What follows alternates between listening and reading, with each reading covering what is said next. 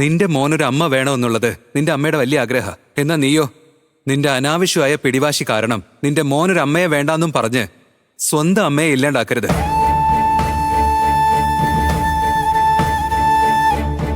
ഇനിയും നീ അമ്മയെ വേദനിപ്പിച്ച നാളെ നിന്റെ ജീവിതത്തിൽ ഉണ്ടാവുന്ന ഓരോ വിജയവും കാണാൻ നിന്റെ അമ്മ ഒരിക്കലും നിന്റെ കൂടെ ഉണ്ടാവണമെന്നില്ല. നമ്മുടെ വിജയത്തില് സന്തോഷിക്കുന്നതും നമ്മുടെ പരാജയത്തില് തളരാതെ കൈ പിടിച്ചുയർത്തുന്നതും നമ്മുടെ അമ്മ തന്നെയാടാ. നിനക്ക് വേണ്ടി മാത്രമല്ല, നിന്റെ മകനോടുള്ള സ്നേഹം കൊണ്ടാണ് ഞാനീ പറയുന്നേ. അവനൊരു കൊച്ചു കുഞ്ഞല്ലടാ. നാളെ നിന്റെ മോൻ വിജയത്തിന്റെ ഓരോ പടികളും ചവിട്ടിക്കയറുമ്പോ അവന്റെ പിന്നിലൊരു താങ്ങായിട്ട് എപ്പോഴും ഒരമ്മ വേണം.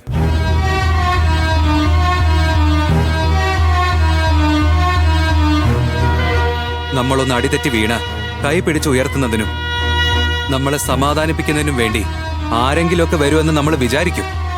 പക്ഷേ ആരും വരാൻ പോണില്ല. നമ്മുടെ വിജയത്തിൽ നമ്മളെ അഭിനന്ദിക്കാൻ വേണമെങ്കിൽ 1000 പേര് വന്നു എന്ന് വരാം. പക്ഷേ നമ്മുടെ വീഴ്ചയിൽ പിടിച്ചെഴുന്നേൽപ്പിക്കാൻ സ്വന്തം അമ്മ മാത്രമേ വരൂ. അങ്ങനെയുള്ള ഒരു അമ്മയെ നീ ഒരിക്കലും നഷ്ടപ്പെടുത്തരുത്. നിന്റെ മകനും ഒരു അമ്മയുടെ സ്നേഹം ഇല്ലാതാക്കരുത്. ഇവരുടെയൊക്കെ ആഗ്രഹം എന്താ? നീ വീണ്ടും ഒരു കല്യാണം കഴിക്കണമെന്നല്ലേ? കല്യാണം കഴിക്കേ.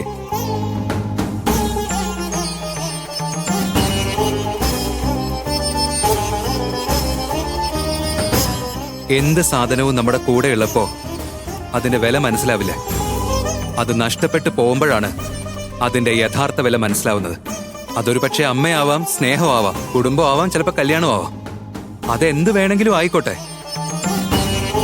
അതിനി എന്ത് തന്നെയാണെങ്കിലും നമ്മൾ ജീവിക്കേണ്ടത് അവർക്ക് വേണ്ടി തന്നെയായിരിക്കണം. നഷ്ടപ്പെട്ട ശേഷം അതിനെ ഓർത്ത് വേദനയില്ലെന്നൊക്കെ അഭിനയിക്കാം.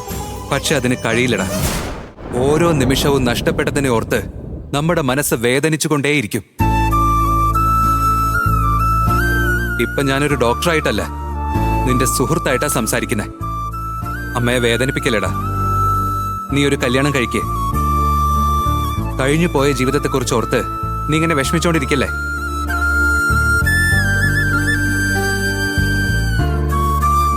ഒരു അരമണിക്കൂറിനുള്ളിൽ ബോധം തെളിയുമായിരിക്കും.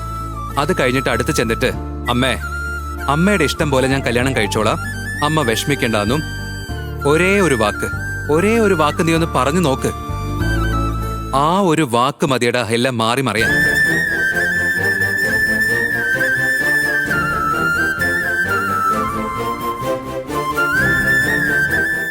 ഇപ്പൊ ഞങ്ങൾ കൊടുക്കുന്ന മരുന്ന് അമ്മയുടെ ശരീരത്തിനെ സുഖപ്പെടുത്തും. പക്ഷേ നീ നൽകാൻ പോകുന്ന വാക്കാണ് അമ്മയുടെ മനസ്സിനെ സുഖപ്പെടുത്താൻ പോകുന്നത്. തുറന്നു പറയുകയാണെങ്കിൽ ഇപ്പോ നീയാണ് അമ്മയ്ക്കൊരു മരുന്നായിട്ട് ആ സുഖം ഭേദമാക്കണ്ടേ.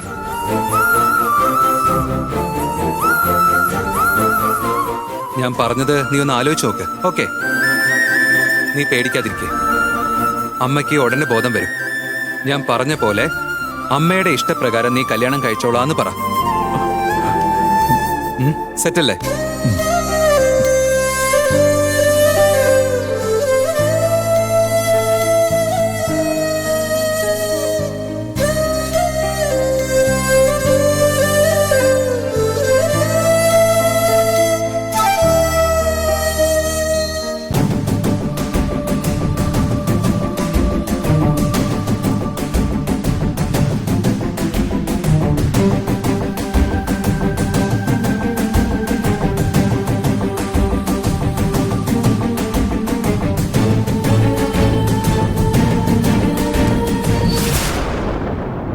അയ്യോ വിജി, എന്താ മോളെ കൈക്ക് പറ്റിയ? അയ്യോ, ഇതെന്താ വലിയ മുറിവാണല്ലോ. അമ്മ ഒന്നും ഇല്ല അമ്മേ.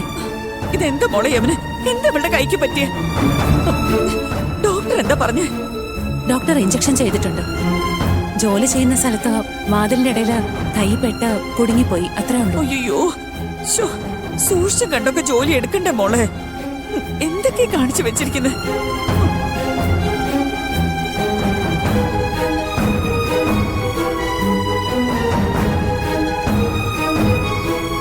വിക്രം, എന്തിനാ ഇങ്ങനെ കരയുന്നത്? ആന്റിക്ക് ഒരു കുഴപ്പമില്ലെന്ന് ഡോക്ടർ ഇപ്പൊ പറഞ്ഞതല്ലേ ഉള്ളൂ. വിഷമിക്കാതിരിക്കെ.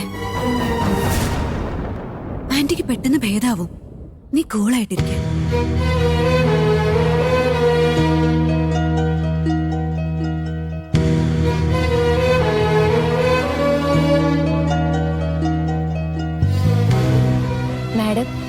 നിങ്ങൾക്കൊന്നുമില്ല, പേടിക്കണ്ട, ഒന്നും സംഭവിക്കില്ല.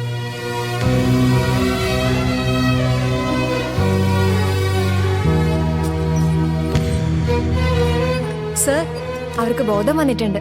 അകത്ത് കയറി കാണാം. വിക്രം, അമ്മ കണ്ണുറന്നു. വാ അമ്മേ, വാ. ദേവേനി, ഇപ്പൊ എങ്ങനെയുണ്ട്? നിനക്ക് കുഴപ്പമൊന്നുമില്ലല്ലോ അല്ലേ? മോളെ, ഞാൻ വിളിച്ച ദൈവം എന്നെ കൈവിട്ടില്ല മോളെ. എന്റെ മരുമോളെ ദൈവം എനിക്ക് തിരിച്ചു തന്നു.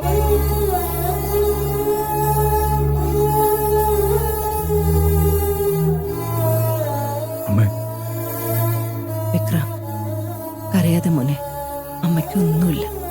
സോറി അമ്മേ, ഞാൻ കരുതിക്കുട്ടി അങ്ങനെ ചെയ്തതല്ല. കല്യാണത്തെപ്പറ്റി ആരെങ്കിലും എന്നോട് സംസാരിക്കുമ്പോൾ ഞാൻ എന്താ മറുപടി പറയേണ്ടതെന്ന് എനിക്ക് ആകെ ഒരു കൺഫ്യൂഷൻ അമ്മേ. ഞാൻ അമ്മയോട് ഒരിക്കലും ദേഷ്യപ്പെടാൻ പാടില്ലായിരുന്നു. നീ ദേഷ്യപ്പെട്ടതൊന്നും ഞാൻ കാര്യാക്കിയിട്ടില്ല വിക്രം. പക്ഷെ നീ എന്നെ വിട്ട് നമ്മുടെ വീട് വിട്ടു പോവാന്ന് പറഞ്ഞില്ലേ, അതാണ് മോനെ എനിക്ക് സഹിക്കാൻ പറ്റാഞ്ഞത്.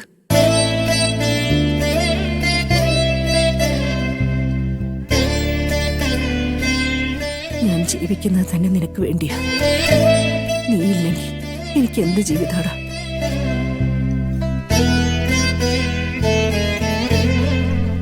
ഇപ്പൊ പോലും എനിക്കെങ്ങനെ സംഭവിച്ചാലും എനിക്ക് ഒട്ടും വിഷമമില്ല.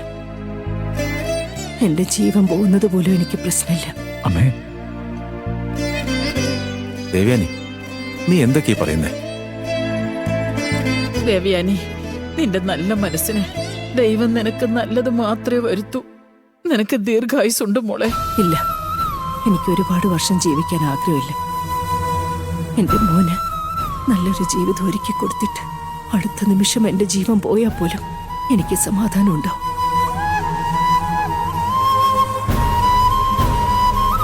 എന്റെ മോന് നല്ലൊരു ജീവിതം ഉണ്ടാക്കി കൊടുക്കാൻ വേണ്ടി തന്നെയാണ് ഞാനിന്ന് ജീവനോടെ ഇരിക്കുന്നത്.